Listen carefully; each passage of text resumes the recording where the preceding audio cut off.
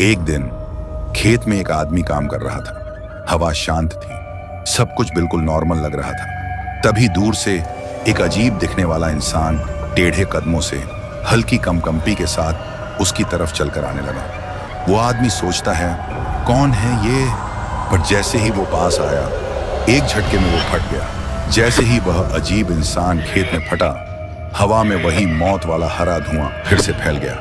खेत में काम कर रहा वह आदमी खांसने लगा और उसके अंदर वह हरा धुआं तेजी से घुसने लगा।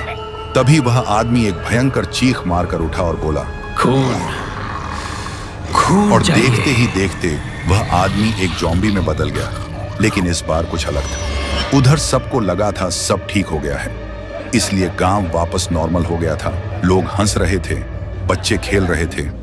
गांव के बाहर राय स्टार और डॉक्टर थुंग थुंग आराम से बैठ के देसी दारू पी रहे थे। डॉक्टर एक नकली गोल्ड मेडल पहन के चौड़ में बोल रहा था, देखा राय स्टार, हमरा दिमाग, अब तो नोबेल प्राइज पक्का है। राय स्टार हंसते हुए बोला, अरे ससुरा, थोड़ा पैसा वैसा मिले तो हमरा भी हिस्सा निकाल देना। आखिर मच्छर तो हम ही पकड़ के लाए थे ना। लेकिन तभी गांव का एक लड़का भोलू भागते हुए वहां आया। वह डरा हुआ था, उसकी सांस फूल रही थी। तभी वह बोला, डॉक्टर बाबू, राय स्टार भैया, अनर्थ हो गए।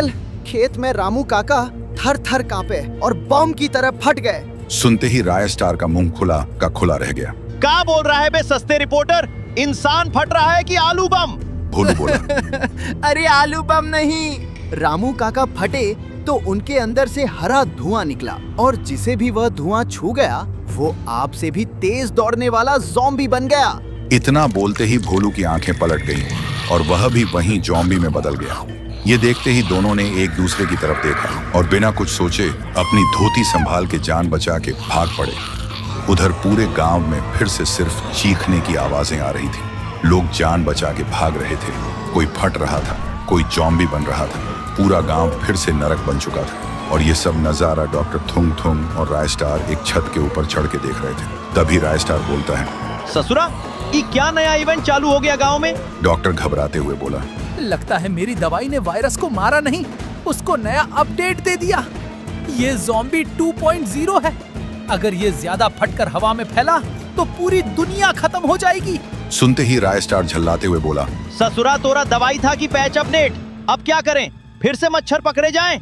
डॉक्टर ने अपना दिमाग लगाया और हाथ जोड़कर बोला, नहीं राय स्टार, इस बार हमरा दिमाग भी आउट ऑफ नेटवर्क है। फिर रात हो जाती है।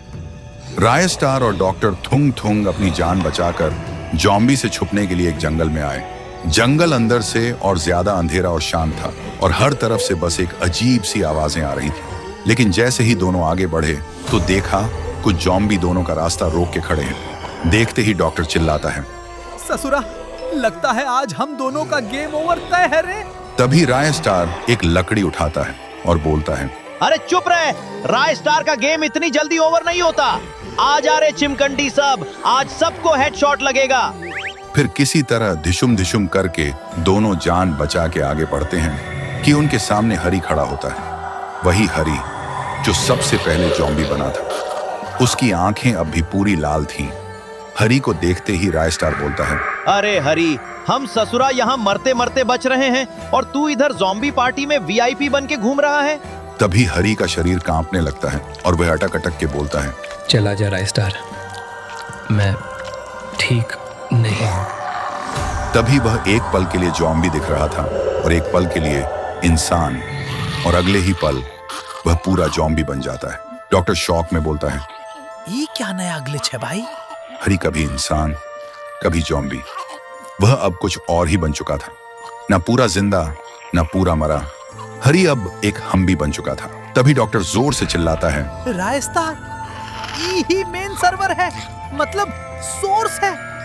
इसका खून और मेरी बची हुई दवाई अगर हवा में एक साथ फटी तो इन सब का सिस्टम फॉर्मेट हो जाएगा, सब ठीक हो जाएगा। सुनते ही राय स्टार अपनी जेब से बची हुई दवाई निकालता है और उस हम्बी के ऊपर कूदकर छोड़ देता है। अगले ही पल एक भयंकर धमाका होता है। धमाके से हरा और नीला धुआं एक साथ जंगल से निकल के पूरे आसमान में फैल जाता है और देखते ही देखते गांव में जो भी ज़ॉम्बी थे सब धीरे धीरे नॉर्मल होने लगे।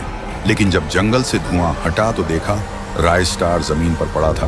देखते ही डॉक्टर थुंग थुंग दौड़ के आता है रायस्टार, तू ठीक है? रायस्टार हल्का सा हंसते हुए कांपती आवाज में बोलता है। ससुरा, नोबल मिल गया ना? थुंग थुंग की आंखों में आंसू आ जाते हैं। मिल गया रे, लेकिन तू? तभी रायस्टार बिल्कुल शांत हो जाता है। डॉक्टर थुंग थुंग उसे सीने से लगा के जोर जोर से रोने लगता है। कुछ देर बाद सूरज उगता है। गांव वापस नॉर्मल हो चुका होता है, पर अभी भी थुंग थुंग रायस्टार को सीने से लगाए रो रहा होता है।